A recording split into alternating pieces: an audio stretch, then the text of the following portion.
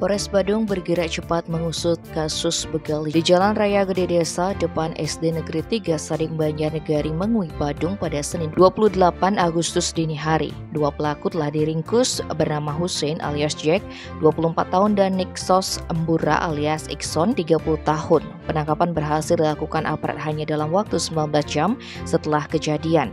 Bahkan kedua begal ini dihadiahi timah panas di kaki mereka dan terpaksa memakai kursi roda. Sebagaimana diketahui, kejadian bermula ketika Niluh Mita 20 tahun mengendarai Yamaha Pasio sekitar pukul 4 hendak menjual daging babi ke Pasar Muding Sari Grobogan.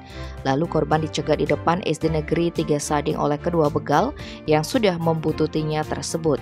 Kunci motor perempuan muda ini langsung dicabut dan kendaraannya dibawa kabur. Polres Badung yang menerima laporan kejadian tersebut segera mengerahkan satuan reserse kriminal untuk melakukan penyelidikan. Petugas juga memeriksa rekaman CCTV dan keterangan saksi-saksi hingga diketahui kedua begal itu berada di wilayah Jalan Raya Kuta. Tanpa buang waktu, aparat menuju kawasan tersebut hingga berhasil menemukan pelaku pada Senin 28 Agustus. Saat itu para pelaku hendak menjual sepeda motor korban dengan sistem COD kepada seseorang.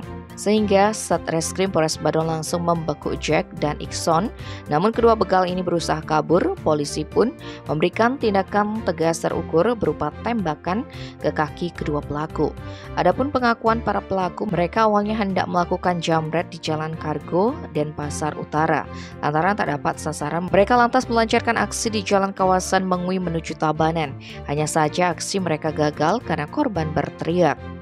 Setelah itu mereka mencari mangsa lagi dan melihat korban Mita melintas sendirian hingga akhirnya memutuskan untuk membegal. Kini atas perbuatan para pelaku mereka disangkakan pasal 365 KUHP tentang pencurian dengan pemberatan. Keduanya terancam pidana penjara paling lama 9 tahun. Tim Bali Express melaporkan.